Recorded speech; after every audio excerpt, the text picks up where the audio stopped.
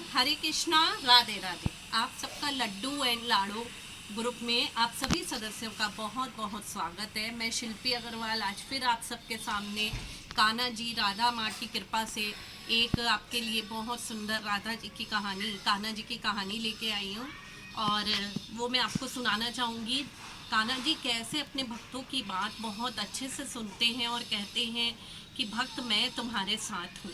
लगभग 400-500 साल पहले की बात है कि दिल्ली में एक दर्जी रहता था जो देखने में बहुत कुरूप था और उसका नाम परमेष्ठी था। लेकिन वो जो दर्जी था वो बहुत सुंदर कान्हा जी के, राधा जी के, सबके वस्त्र सिलता था और उसका भाव यही होता था कि मैं हर समय सोऊं जागूं कोई भी काम करूं, बस भगवान का नाम कान्हा जी राधा जी यही जपता रहूं। यही जपते जपते वो वस्त्र बनाता था। वो इतने खूबसूरत वस्त्र बनाता था कि उसके वस्त्रों की सब जगह तारीफ होती थी। उससे वस्त्र सिलवाने के लिए राजा महाराजा हर कोई आता था। वो बड़े ध्यान से, बड़े प्यार से, भक्ति भाव के साथ भगवान का राम नाम रटते रटते ही वो वस्त्र बनाता था। एक बार क्या हुआ कि वहाँ का जो बादशाह था उसके मन में आया कि मैं अपने सिंहासन पर बैठने के लिए 2 तकिए बहुत खूबसूरत से रतन जड़त बनवाऊं और उसमें खूब अच्छा उसके अंदर इत्र भरूं, रुई भरूं, खूब सारा उसमें रुई और इत्र भरा हो। उसने उसके लिए परमेष्ठी को बुलाया, दर्जी को, और उसने उनसे कहा राजा ने कि तुम इसे बहुत सुंदर सा बना के दो।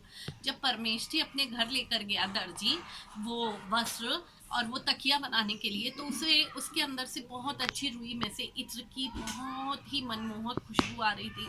वो कपड़ा उसे बहुत खूबसूरत लग रहा था। तो उसने कहा ये तो मेरे भगवान के लिए होना चाहिए, मेरे कान्हा जी के लिए होना चाहिए। क्योंकि हम तो सब साधारण इंसान हैं और भगवान को सब कुछ बहुत खूबसूरत और बहुत अच्छा मिलना चाहिए। जो हमारे मन में भाव है बहुत अच्छा है, वो सबसे पहले भगवान के लिए होना चाहिए। वो ये सोच ही रहा था और उसके साथ ऐसा भी हुआ था कि वो जगन्नाथपुरी जी गया था और वहाँ की रथ यात्रा देखी थी उसने। उसने जब वहाँ की रथ यात्रा देखी थी तो उसके मन में एक भाव आने लगा कि रथ यात्रा चल रही है भगवान जगन्नाथ जी की, लोग रस्सियों के सहारे जय जगन्नाथ जी बोलते हुए जा रहे हैं और कीर्तन कर रहे हैं, हरे कृष्णा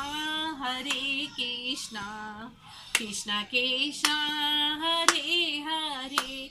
इसी भाव के साथ जब वो ये स्मरण कर रहा था तो करते करते उसने देखा कि जब भगवान को एक से दूसरे सिंहासन पर बैठाला जा रहा है तो उसी समय शायद भीड़ ज़्यादा या धक्का होने की वजह से भगवान के नीचे का आसन फट गया। तो परम श्रेष्ठी ने जल्दी से जो वो कुशन था ना, तकिया था, वो जल्दी से दे दिया, क्योंकि पंडे बोले कि हम जगन्नाथपुरी की रथ यात्रा में से लेके आएंगे, तब तक उन्हें लाने में टाइम लगता। और वो बहुत खूबसूरत था, उसमें बहुत अच्छी खुशबू आ रही थी। तो जगन्नाथ जी ने वो स्वीकार कर लिया। ये जब स्वीकार कर लिया उसके बाद परमेश्वर को ध्यान आया कि अब ये तो मैंने दे दिया, ये स्वप्न है या सच है। उसके पास वो तकिया भी नहीं था। तो उसने कहा राजा क्या करेगा, राजा मुझे ज़्यादा से ज़्यादा मार ही तो डालेगा, लेकिन मेरे मन में भाव था कि मेरे भगवान को सब कुछ मिले, तो मेरे भगवान के लिए मैंने वो रथ यात्रा में तकिया दे दिया। अब राजा ने उसे बुलाया और उसने बड़ा गुस्सा करा परमश्रेष्ठी दर्जी पर, और फिर उसके बाद उसने उसे कारागार में खूब सारी बड़ी बड़ी हथकड़ियाँ बांध के डलवा दिया। लेकिन परमेश्वरी तो बहुत खुश कि आज मेरे कान्हा जी को, आज मेरे जगन्नाथ जी को बहुत सुंदर तकिया मिला है रतन जड़ित, और उसमें बहुत अच्छी इत्र की खुशबू आ रही है। अब वो कान्हा जी राधा जी रटता रहा, और जब वो रट रहा था तो उसी समय क्या हुआ, सारी बेड़ियाँ खुल गईं और भगवान उसके सामने प्रकट हुए। जगन्नाथ जी, कान्हा जी बोले तुम मेरे कितने प्रिय भक्त हो, जिसने सिर्फ मेरे लिए ही सोचा कि मेरे पास बहुत खूबसूरत सा वस्त्र हो, बहुत खूबसूरत सी जिसमें से खुशबू आती हो, गद्दी हो, तो मेरे सच में बहुत अच्छे भक्त हो। उसी समय जो राजा था ना उसको भी स्वप्न आया। उसने देखा कि काल रूप में कोई राक्षस खड़ा है जो उसे खूब तेज तेज हथौड़े मार रहा है और उससे कह रहा है तूने मेरे प्रिय भक्त उस दर्जी को इतना कष्ट दिया है, मैं तुझे नहीं छोड़ूंगा। राजा डर के मारे उठा, उसकी आंख खुल गई। जब अगले दिन राजा सिंहासन पे बैठा तो सैनिकों ने बताया कि परमेष्ठी जो दर्जी है उसकी सारी की सारी बेड़ियां खुली हुई हैं, वो तो बिल्कुल खुश है और हरि नाम ले रहा है, वो भाग कर भी नहीं गया। तो राजा ने और उसके साथ जितने भी मंत्रीगण थे उन्होंने कहा ये तो वाकई में बहुत पुण्य आत्मा है, बहुत अच्छा मनुष्य है जो भगवान का नाम ले रहा है। फिर राजा ने उसे बुला के परमेश्वरी से कहा कि मुझे माफ़ कर दो और वो सिंहासन, वो जो गद्दी थी ना, वो तो जगन्नाथ जी के लिए ही थी। भगवान ने तुम्हारे द्वारा वो गद्दी, क्योंकि तुम्हारे मन में भाव था उन्हें मिले, उन्होंने ग्रहण करी और उसके बाद उन्होंने क्षमा मांगी राजा ने, और परमेष्ठी को खूब सारा धन और सामान दिया।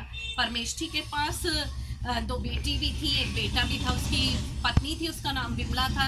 उसके बाद परमेष्ठी को किसी धन की कोई आवश्यकता ही नहीं थी, उसने दिल्ली छोड़ दी और कहीं और दूर जाके बस गया, और सब कुछ छोड़ के वो कान्हा कान्हा राधा राधा नाम रटने लगा।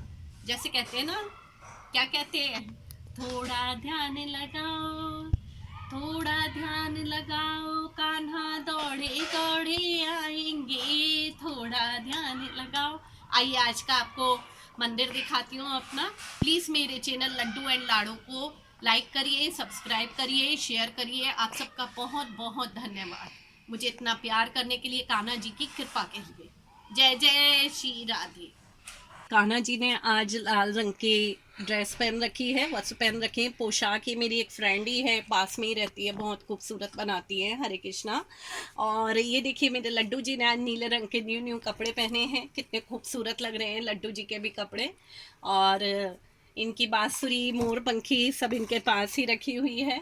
आज ये मेरे कान्हा जी का बाल रूप का श्रृंगार है। आप सबको भी बहुत बहुत शुभकामनाएं। आप सब भी कान्हा जी और लाडो जी का बहुत बहुत स्वागत करिए। बहुत बहुत आप सबके प्यार का धन्यवाद। देखिए पुरुषोत्तम मास चल रहा है, इसकी बहुत बहुत शुभकामनाएं। जल्दी आपको एक वीडियो शेयर करूंगी जिसमें मैं आज कीर्तन में जा रही हूँ, वहाँ का कीर्तन भी डालूंगी लड्डू जी के साथ। जय जय श्री राधे।